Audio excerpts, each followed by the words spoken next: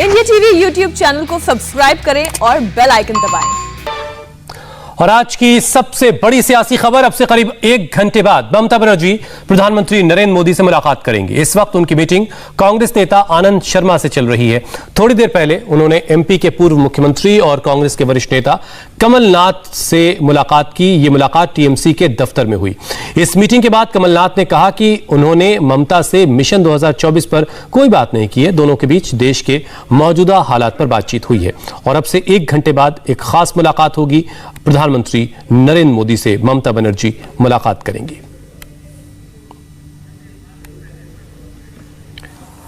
करीब 35 मिनट बाद यह मुलाकात होगी। प्रधानमंत्री नरेंद्र मोदी से मिलेंगी ममता बनर्जी।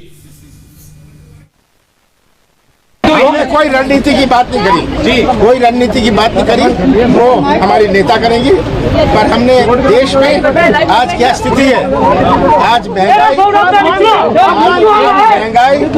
आज कानून व्यवस्था, आज ये दबाने और छिपाने की राजनीति, ये राजनीति पर आवश्यक बात करी है। विजय लक्ष्मी इस वक्त हमारे साथ जुड़ चुके हैं। विजय लक्ष्मी, कमलनाथ से मुलाकात हुई और अभी आनंद शर्मा से मुलाकात चल रही है। क्या ये विपक्ष को एकजुट एक बैनर तले लाने की कोशिश हो रही है?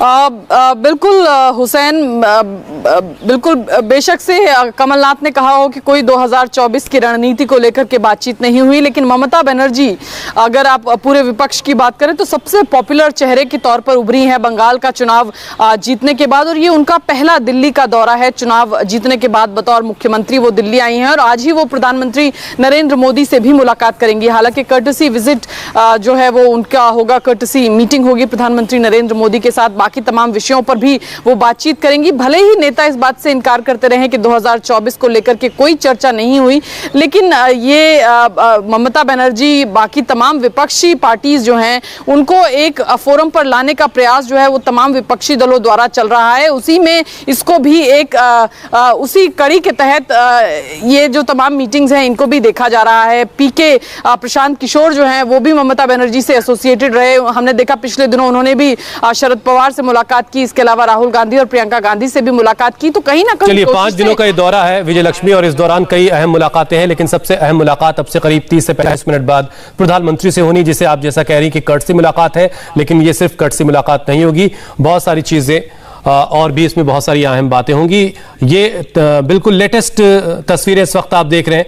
आनंद शर्मा कांग्रेस के वरिष्ठ नेता वो भी मुलाकात करने पहुंचे हैं ममता बनर्जी से। इससे पहले कमलनाथ की मुलाकात हो चुकी है और अब से करीब 30 मिनट बाद जो सबसे बड़ी मुलाकात होनी है ममता बनर्जी की, वो प्रधानमंत्री नरेंद्र मोदी से होनी है, जिसे कर्टसी मुलाकात का ही नाम फिलहाल तो दिया जा रहा है। लेकिन इस मुलाकात में ममता बनर्जी और क्या क्या बातें रखेंगी, किन किन मुद्दों पर बातचीत होगी, इसके लिए हमें थोड़ा इंतजार करना होगा। लेकिन ये 2 अहम तस्वीरें, ममता बनर्जी ने दिल्ली पहुंचने के बाद ये 2 अहम मुलाकातें की हैं। कमलनाथ से मुलाकात की है कांग्रेस के वरिष्ठ नेता, और आनंद शर्मा से मुलाकात इस वक्त चल रही है। ये 2 खास तस्वीरें। 5 दिनों तक ममता बनर्जी दिल्ली में रहने वाली हैं। जिस तरह से पश्चिम बंगाल में ममता बनर्जी ने जीत हासिल की, उसके बाद उनका कद जो है विपक्ष के एतबार से बड़ा हुआ है और उसी को देखते हुए खुद को वो 2024 के लिए वो खुद को एक चेहरे के तौर पर खुद भी देखती हैं और विपक्ष को एकजुट करने में लगी हैं। ममता की सबसे बड़ी मीटिंग प्रधानमंत्री से है, जिस पर पूरे देश की निगाहें भी हैं, क्योंकि बंगाल के बेहद तल्ख चुनाव के बाद ममता का यह पहला दिल्ली दौरा है। ममता के दिल्ली दौरे का मकसद मिशन 2024 है, ऐसा जानकार मानते हैं। वो बंगाल में खुद विधानसभा चुनाव भले ही हार गई हो, अपनी सीट हार गई हो, लेकिन जोरदार जीत के साथ तीसरी बार सरकार बनाने में जरूर कामयाब रही। ऐसे में अब उनका फोकस दिल्ली पर है, लिहाजा वो खुद को विपक्ष के सबसे बड़े और सर्वमान्य चेहरे के तौर पर प्रोजेक्ट करने की तैयारी में जुट गई हैं। ममता ने मिशन 2024 की कवायद तेज कर दी है। वो तीसरी बार सीएम बन चुकी हैं। तीसरी बार सीएम बनने के बाद ममता पहली बार दिल्ली में है। 5 दिन का उनका दिल्ली का दौरा है। वो सरकार और विपक्ष के बड़े नेताओं से मुलाकात करेंगी। आज वो पीएम से भी मिलने वाली हैं। इसके अलावा विपक्षी नेताओं से उनकी मुलाकातें चल रही हैं।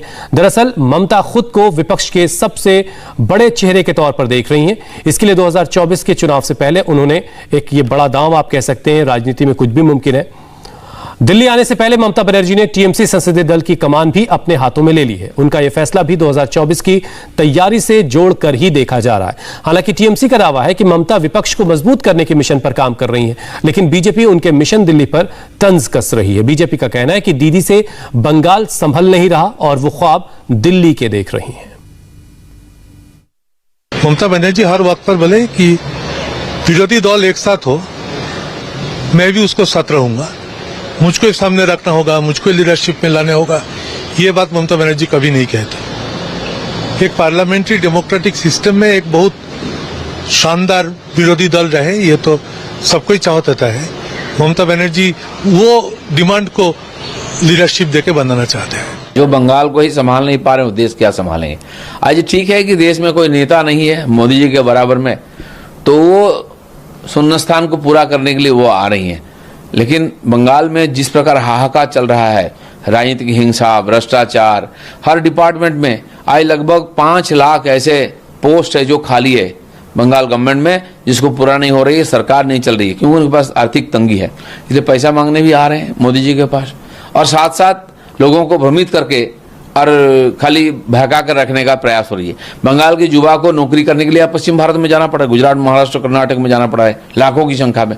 कोई काम नहीं वहाँ, और केवल सिंडिकेट काटमानी चल रही है। इससे बोर होकर के ममता बनर्जी दिल्ली आ रही हैं।